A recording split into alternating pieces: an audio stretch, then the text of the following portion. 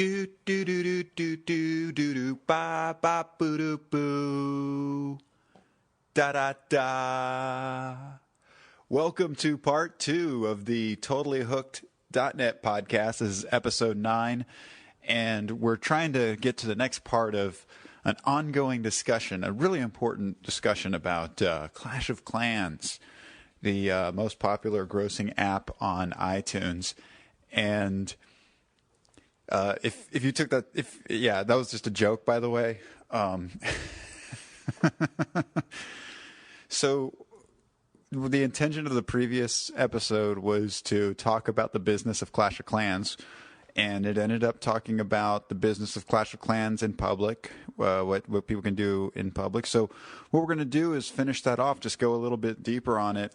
I dusted off some of the old textbooks from business school so that I can create a framework for the definitions of maybe some business words, along with how they actually work to Clash of Clans. Now, it might sound silly, but when you take some of these ideas and you apply it to a certain thing, it can apply to all kinds of things. Clash of Clans is simple enough to, I think that there's a lot of analogies with business and this wildly successful app. So please, I'm going to take things not so seriously today. This is, and we're just going to have fun because it's Super Bowl Sunday. Super Bowl Sunday. And we're going to take that key and we're going to stick it in the hole and we're going to unlock the secrets because there's valuables inside the hole. So let's cue the music.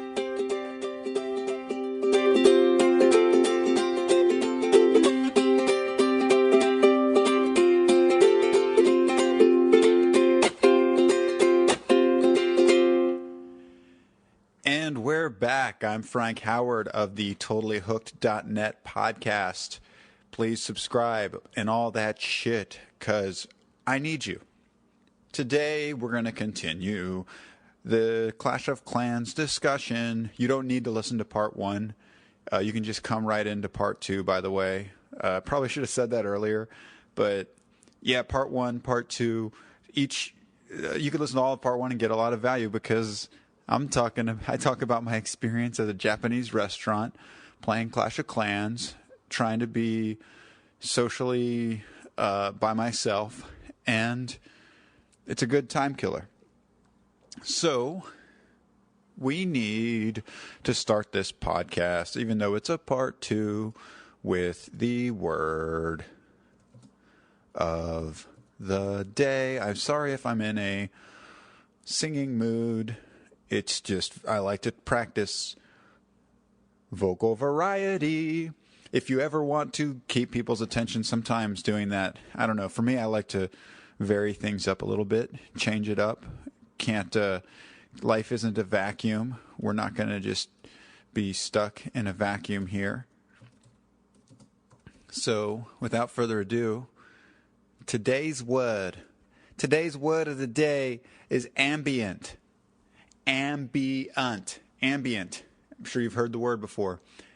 Ambient is an adjective, and it means existing or present on all sides, encompassing 2 of electronic music. What the hell does that mean? Quiet and relaxing with melodies that repeat many times. I never thought of the word ambient and melodies.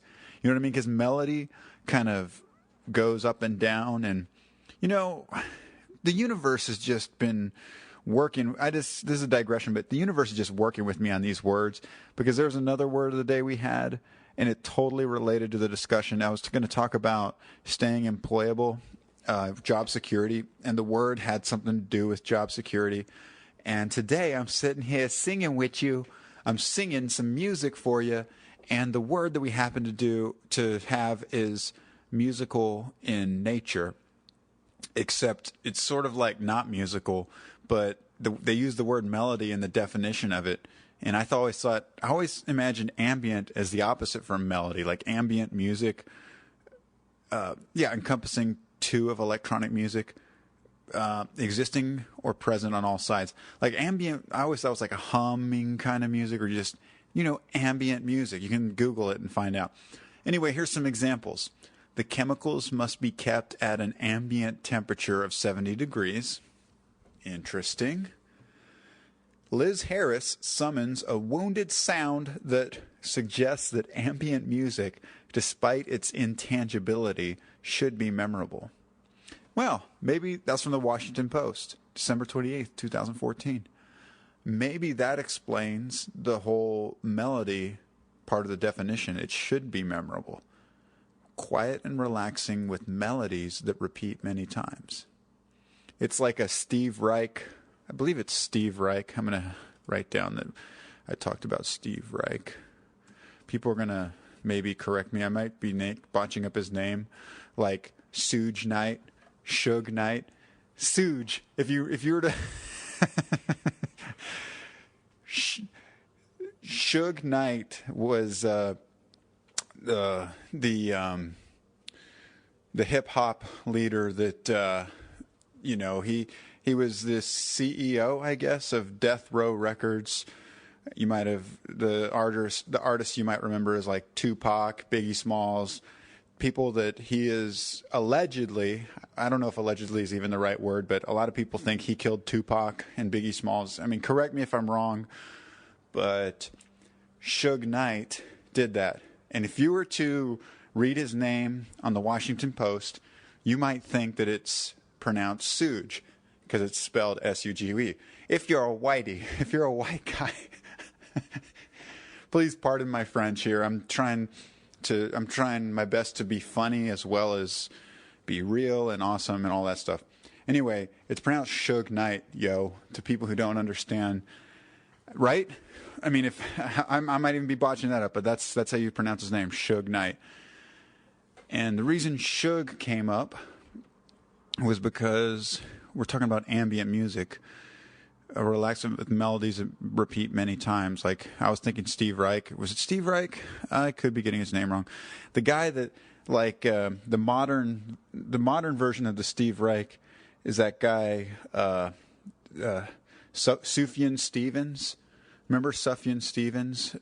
This might be getting way too hipsterish. I think most hipsters who liked Sufjan Stevens before he was cool would think that, like, so Sufjan Stevens might be taxed and old now, but when that movie, you remember the movie Little Miss Sunshine? He did the music for Little Miss Sunshine. It's all that, like,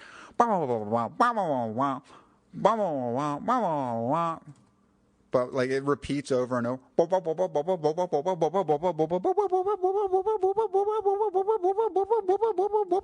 And that ambient music, I guess, becomes melodic somehow. But to me, it sounds like more like a harmony rather than a melody. That's where I'm using my musical skills and my musical background. Like I thought the right word in the definition would be quiet and relaxing with harmonies that repeat many times. Because I thought harmonies were rhythmic and melodies were more like melodies have a signature behind them. Like a melody, like that song the boop boop boop boop boop boop boop boop boop. That's the melody, and then the I guess the rhythm is boom boom boom boom boom boom boom. Okay, hopefully I won't be singing and providing you vocal variety anymore, because I don't know. When I hear my own voice, I get awkwarded out. I really do. I get awkwarded out when I hear my own voice. We all do, I guess, is what I'm told. So, in light of the last quote that, if you look at, I talked about, what's it called? I'm going to write down this ambient. I talked about, we talked about winners a little bit. We didn't really talk about winners, but if you listen to the previous podcast, there was a Rocky video where he talks about winners, and winners are losers that get back up again. Not, I mean, I totally paraphrase that, but basically, let's think about what Vince Lombardi said about winners. I'm quickly getting through the word and the quote so we can talk about Clash of Clans, so I won't fuck it up like I did last time and never really get to it. Vince Lombardi said, "Winners never quit and quitters never win." So think about that. Winners never quit and quitters never win. Okay. The business of Clash of Clans. I think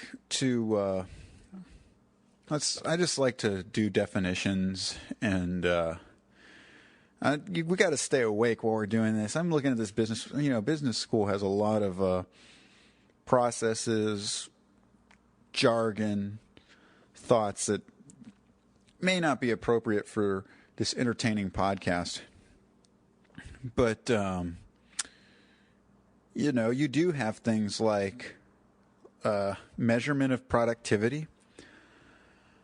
So when you got your own village, and the village could also be defined in a lot of different ways. You got your own village. You have army compositions. The reason it's called Clash of Clans is because you have your clan, and you immediately learn that you take your units, and when you attack another person's village, you can steal their resources. That's part of what makes it so difficult. No, part of what it makes it so addicting, because you can take other people's resources and then immediately spend them on your own upgrades, and then just get bigger and bigger. Then suddenly it becomes like, it's like cars. I live in the Washington, D.C. area. I live in one of the wealthiest areas. I'm not the wealthiest person, but I live in McLean, Virginia. You can look it up. And I hate dropping numbers here. This is so fucking crazy, because if people listening to this, the cost of living up here, I'll just start before I say this, the cost of living is ridiculous. But the median income in my area in McLean is I think $130,000 to $160,000 a year. So that's what the average family makes in this area.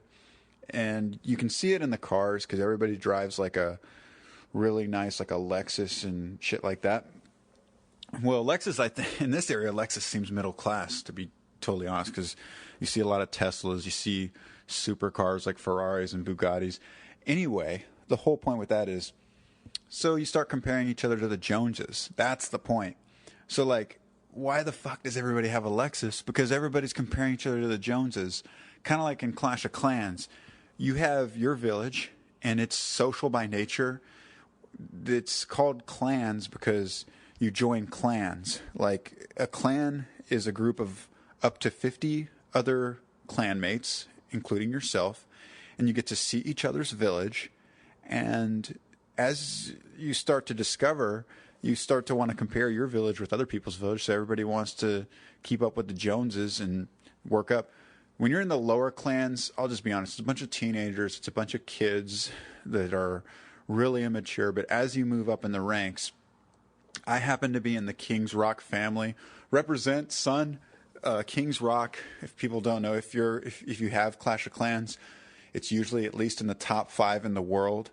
So yeah, I'm part of the family of clans in Clash of Clans. It's the usually, I don't think I've ever seen it go below 15, but it's definitely usually top. I think it's number 2 right now, and it's been number 1. But basically, the top clashers in the world. And when I transitioned into that clan, they have all these interesting requirements. Like you have to have your own app so you can communicate. You can actually see people on the app. It's really interesting. But I also noticed I hate to say it, but this sounds elitist or whatever, but the quality of the people got much better. I went from people that are just playing more casually to people that are, and it's not, you can play casually, but they bring a sense of professionalism, if you will, to the game. And by that I mean people that donate, because there's also a social aspect where you donate, and they donate decent troops. They have a decently built base, and they have, it's older people too. When I was in one of my clans, it was people mostly my age in their 30s, and a lot of people. You got like race car drivers and stuff, and people from South Africa, people from like there's a lawyer, just professional types, because probably the professionals can afford to gem, and that's why it's the highest grossing app in the App Store, because I'm not gonna lie, I gem. To me, it's like golfing. People are like, "Oh, dude, you're like," one of my friends. He's never paid a dime for Clash of Clans, and he's got a really nice base too. And he sees it as like, you're paying for it. Why would you pay for that? I mean, my opinion is, for the price of a cup of coffee, like, you can gem and boost your barracks. Essentially, for 2 hours, you can boost everything, and you don't have to wait for your units to build. So you can go out and go on attacks. And if you just boost your barracks, I think that $5 goes a long way. That $5, you can just, if only you boost your barracks and you go on raids, just $5 alone will go a long way. I'm not sure what that translates into hours, but it's many, many hours. And so usually I only have a couple hours a week where I'd like to go that hardcore, though, where I'm boosting. But yeah, I'll boost every now and then, and I'll get my walls upgraded and stuff like that.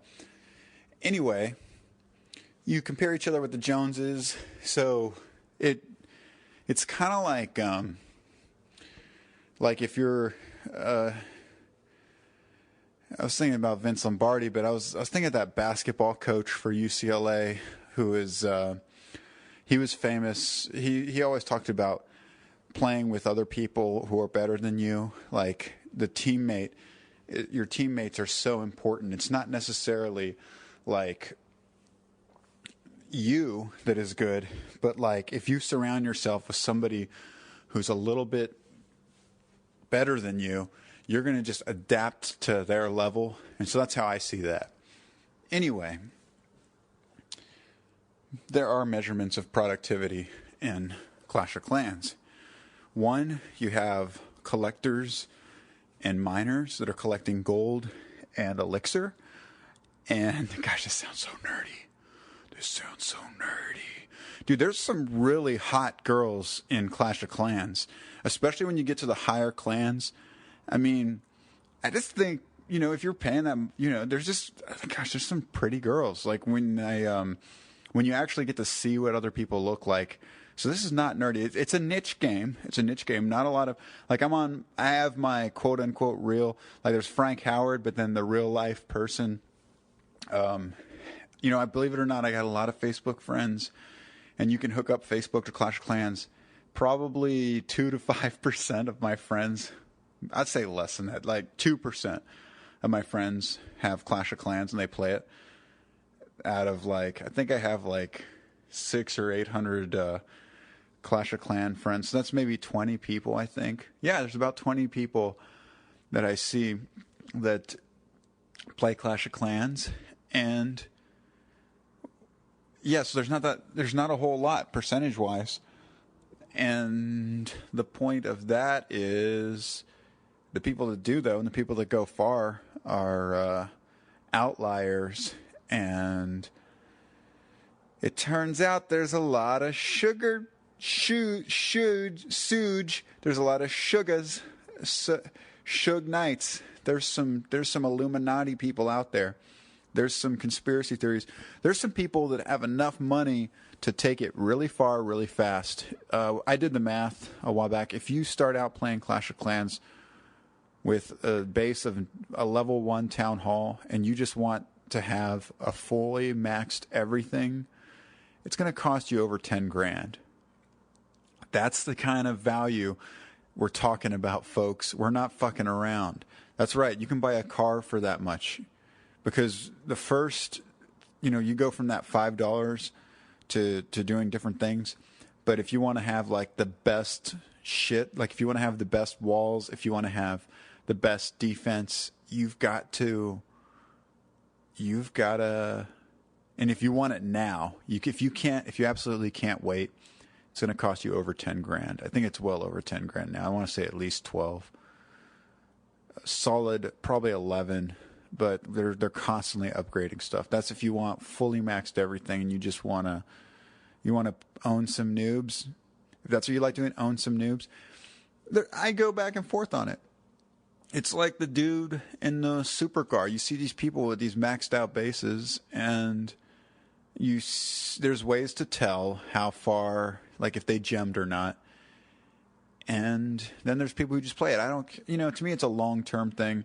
I've been playing for close to a year, and I have a Town Hall 10, and my Town Hall looks like a fully maxed Town Hall 9, and I've gemmed here and there, everywhere. Nothing ridiculous like that, though. And to me, it's just fun. It's a fun downtime thing. But anyway, the measurement of productivity. How are you productive? Well, to be productive, you got to go on raids. Here's what everything comes down to. You got to spend more than you make. If you're not spending more than you're making, you're going to go negative. And I guess the majority of people actually do go negative. I didn't think that people did this, but here's what people do. Like one of my other coworkers. So there's this unit called a P.E.K.K.A, and it's like the top tier elixir-based unit you can buy. It's expensive as shit, and you only use it. You really, in a good raid, you only want to use 4 P.E.K.K.A s. What he likes to do is build an army of P.E.K.K.A s and just kind of haphazardly drop them. And that's for farming, and there's a difference. So in Clash of Clans, they've got farming and trophy pushing. If you're farming, what you're doing is you want to get the most resources you can, and the way to do that is you use the cheapest units like barbarians and archers. So if you use just barbarians and archers, you can use a composition known as Barch, where it's just barbarians, archers, and maybe some wall breakers. Or if you want to add some minions, all the cheap troops, you can do that, which is also known as BAM, barbarians, archers, minions. And then you almost always assume there's some wall breakers added. Anyway,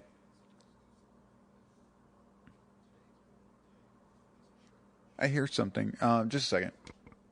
Okay, sorry about that. I had to actually pause for a second because I was hearing some noise from my car, iTunes, and it just came out this thing.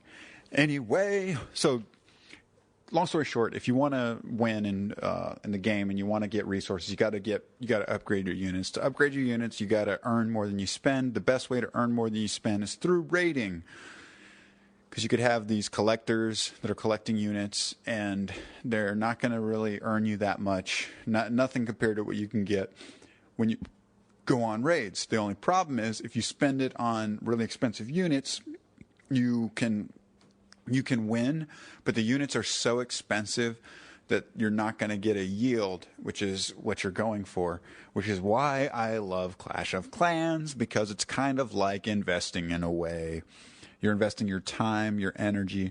Energy is resources. Resources are energy. Like the gold is kind of like money. Money is, as they say, money is energy. Money is something that it's a resource. You need money to buy things, and if you want to work your way up, you've got to do that. Okay, guys, that was. Bear with me while I'm developing this podcast. I'm aware that Clash of Clans is. I'm almost like selling this idea of Clash of Clans to people.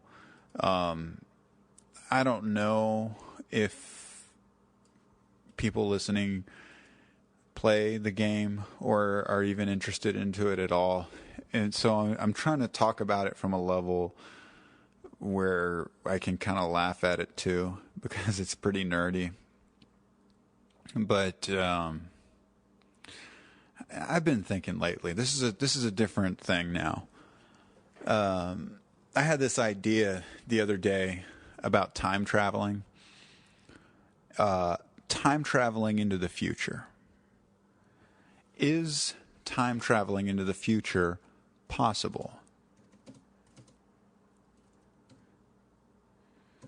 Is time traveling into the future possible? I think it is. And here's a quote that I put on Facebook just for a few seconds, then I deleted it. I'm time traveling into the future, my friends. I can see it already with more clarity. The fog is lifting, and it is time to leverage that natural aggression into getting where I will be, or understandably, where I already am. What the fuck is he talking about? I'm time traveling into the future. What I meant by that, I was really inspired one night, and I was thinking about everything I'd ever kind of achieved, like any goals that I'd ever gotten. And I'd always I like to call it time traveling, because when I had to achieve certain things before I ran a 10-miler, which I know, especially if there's people in the Washington, D.C. metro area listening to this, they're thinking 10 miles? Dude, I run a marathon every 3 months. So shut the fuck up. Like that girl. I'm totally 11 years old, so shut the fuck up. Yeah, so there's people like that are really hardcore. To me, the 10 miles was hardcore, and I trained for it like a damn marathon, fool. I ain't so extreme like these hardcore runners in D.C., and they're everywhere. You've seen them. You've seen them with their tight shorts. You've seen them with their is it called leg warmers? I don't know. What the hell? They're wearing all that gear. They're wearing the gear. They're wearing, it's like a biker, a modern biker who wears all this extreme gear because it's cold out. Okay, here's my point. Time traveling into the future. What I mean is, if you want to achieve something, you got to see it right now. I mean, we're in the present. Technically, I'm in the present, but some people are living in the future in a way. And I like to think of myself as that kind of a person that's living in the future. Like, even when I'm talking in this podcast, I'm sort of, right now I've actually had some downloads already for this podcast, which is wonderful. I am so grateful that I had some good responses already. I've already got followers on Twitter. I don't know if that means anything or not. I don't know if those are robots that are following me, but I'll take it. Anyway, I'm sort of time traveling right now because I want to be saying, as if, I don't know if you're listening to this 1 year from, maybe I'm talking about the Super Bowl now, but maybe you're listening to this over Super Bowl, what is it? This is Super Bowl 49. So what if you're listening to it during Super Bowl 50? Huh? So I'm time traveling into the future because you're in the future and I'm talking to you now. You get it? We're getting crazy now. We're getting crazy. And so here's what I mean by where I'm time traveling into the future. I imagine a thing as if I already have it. It's like, I think it goes a little, it's kind of like The Secret or whatever they say it, it's like what a lot of people say with the goal setting. But you really got to do that. You got to imagine, tangible, actionable things, and you got to see yourself already having done that. And my idea with that is I can see myself already being the man that I want to be, the man that has the influence that I want, the wealth that I want, the podcast. I think the reason I got inspired too is because I started doing this podcast. I think it's making me more healthy. It's giving me a reason to live. It's giving me a purpose. A man with a purpose is a good thing indeed, in my opinion. A woman with a purpose is a good thing indeed. A human being is a good thing. So if I'm imagining a future where I've got a lot of followers and I've got this podcast where I'm taking questions and it's really high end. I've got very high quality recording gear and everything is so clear. If I can see that in the future, what's stopping me from taking the actions right now in the present and taking myself into that future? You know what I mean? And when I get there, it's like I arrived in my future. Does this even make sense? So let's say you've got a goal. Let's say there's something you want to achieve. Maybe you want to become a millionaire. And maybe the energy it takes to get to that, but you can see yourself. It's realistic. I think for just about any American in this country, becoming a millionaire is not outside the realm of possibility, as they say. So what I might suggest, if your goal is to become a millionaire, is just imagine what it's like being a millionaire. And the kinds of things, the kinds of value, the things that a millionaire does to make something valuable for others, to where people will pay for it, and the exchange that happens and what it took to get there. And it might be hard for you. And I'm saying in your mind, the task might seem daunting, or it might not. But I think the more you live with that, the more you resonate with that energy field, your frequency, as they say, will align with being a millionaire. Like me, I'm thinking from like my Air Force military days. They always, I started right after 9/11, started the Iraq War, and they always told us, train like it's real. So we were training like it's real. We had to envision what this would be like, and that was part of our training. And I always liked the idea of that, because, I should train like this. This podcast is a lot of people. I'm just using the podcast as an example. Okay. Bear with me. So I'm traveling into the future, and I'm imagining what it's like, the kinds of people I'll meet, the kinds of skills I will have developed. And something kind of shifts in my brain as I'm doing that, even right now. Something is shifting. It may not be exactly like I imagine, but at some point, my actions right now in the present are going to resonate with that thought in my head. And at some point, it's all going to come together.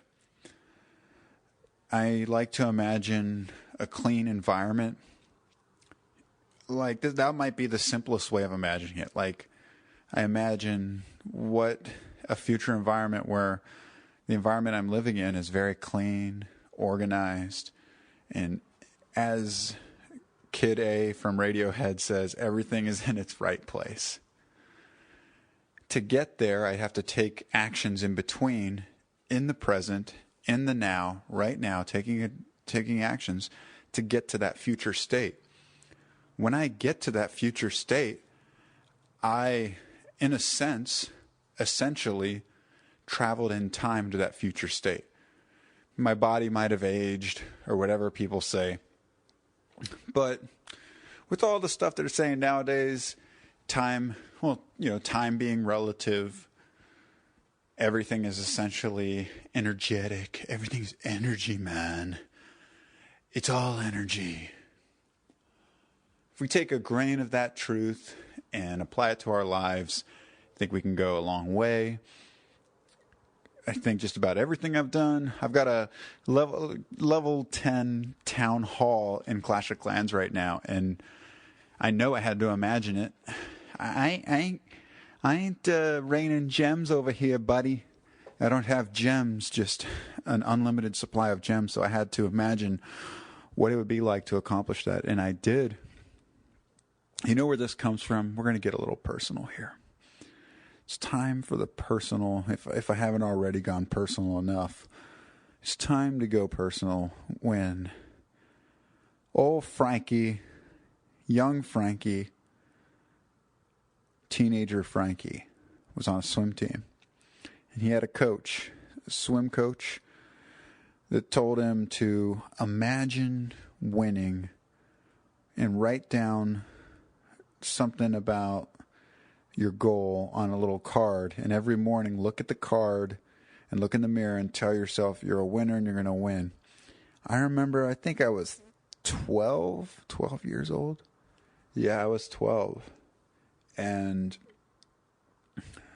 imagining myself being the best breaststroker in all of Knoxville, Tennessee.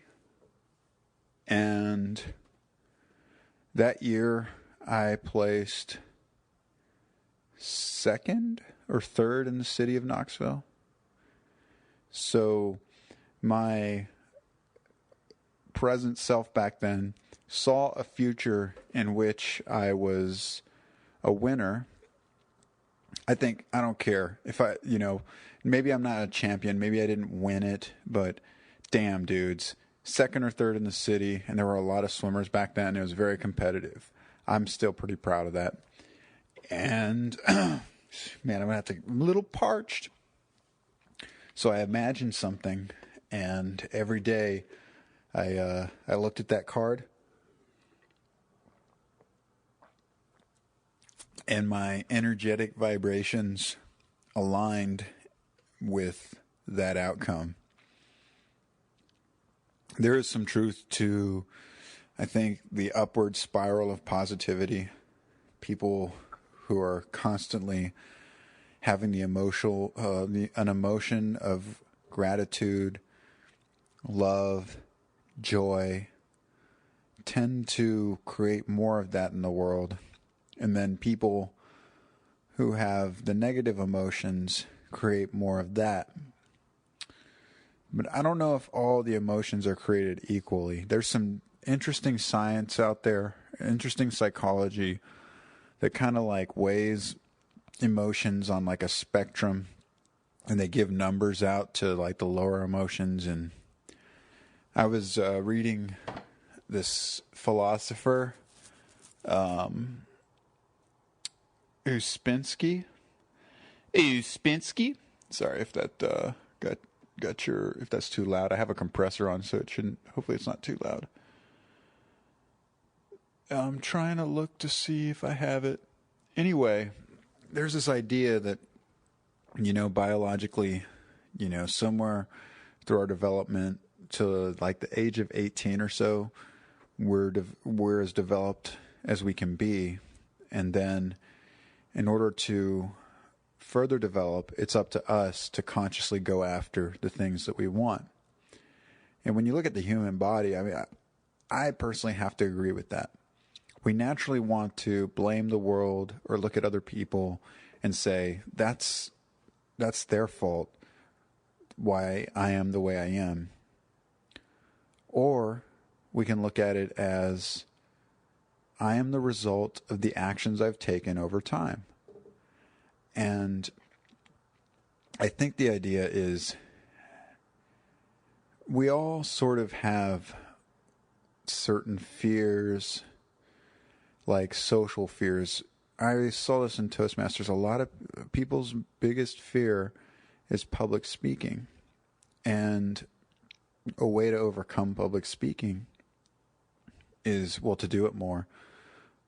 But that's one thing that we all share. It's something we all share, arguably like we all share a beating heart and a thinking brain.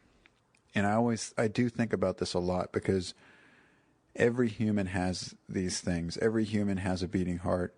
Every human has a human brain. And, there's varieties, I guess. If you want, I guess you could say some people have pacemakers. And I don't know. I think everybody has a brain that's operating. You can get technical and be an asshole. You can be a dick and, get technical and prove me wrong on this general thing. And what you'll be proving to yourself and to the world and everybody, and what I think is that you don't get the spirit of this conversation we're having right now. You're not part of what we're trying to do here. So we all have a beating heart. We all have a mind that thinks, and it's a really good tool. How do we integrate these things with that in mind? With the achievement-orientedness awareness, meaning our development comes to a certain age. Let's just throw a number out there. Let's just say 18. By 18, you have all the fears that you need, meaning everybody's afraid of public speaking. So you're afraid of public speaking. However, if you spend 100 or maybe 1,000 hours developing it, the fear will still be there, but you'll have a skill set that you didn't have before. So that's where I think Ouspensky is correct in his philosophy, that man can reach higher potentials. Man, I'm getting tired over here. This is boring, but this is gosh, you know what's crazy? I don't think this shit's boring. This shit's not boring to me, and if you're still listening at this point, it's probably not boring to you. So we're going somewhere. We're thinking that heart and mind, the heart and brain analogy and integration is kind of a really interesting archetype, I have always thought, because we always associate the heart with the emotional side in a way. Well, not we always. I don't like to speak in always and never, but there's this idea that the heart has, we've got they got a good heart, they got a warm heart, and when you talk about somebody that has a really good brain, we imagine somebody that's really logical. How can we get these two tools that have a specific function talking with each other? How can we get the heart and mind as one, so to speak? How do we do that? I don't know. But, my ongoing opinion is meditation. I think meditation has this way of integrating, because there's a science to meditation, and then there's a being to meditation. And being, I feel like the heart and being, I'm just going off now. I've never even heard I've never heard anybody anywhere talk about this, but you know what? Yeah, because the being part of the heart. I'm just thinking of the heart and being right now, because the heart is a being, because the heart is always beating. The heart is pumping blood. The heart is always, it has to be. In order to be alive, you need a heart that's beating. That's why I feel like there's a lot of being within the heart. The heart is happening right now. The mind is thinking.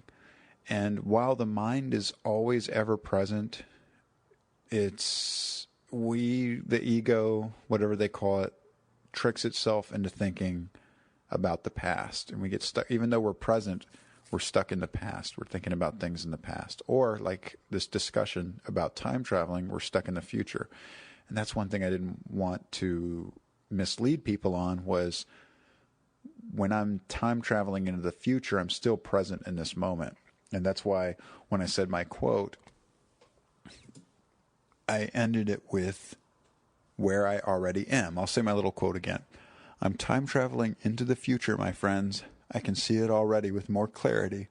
The fog is lifting, and it is time to leverage that natural aggression into getting where I will be, or understandably, where I already am. Meaning, maybe you can imagine some future, some possibility, some potentiality that's better than where you're at now. And maybe you can see it so clearly. You've got a vision. You can smell it. You can hear it. You can hear what it sounds like when you've gone that far. You can see it. It's all so clear. And you sort of are already there right now. You know what I mean? And then you start to do the things you do, and eventually you'll get there. And then when you're there, you can realize, I'm at this future. Could you have gotten there without envisioning it? I don't know. I honestly don't know. I don't even know if I agree, because there's just about anything I've ever accomplished, I've had to imagine it on some level before achieving it. You almost have to. It's like part of it. That's why they some of these things you can't, they're just like undeniable things. Yeah. So that's what happens. Anyway, is it possible? Is time traveling possible? Maybe it is. Whew.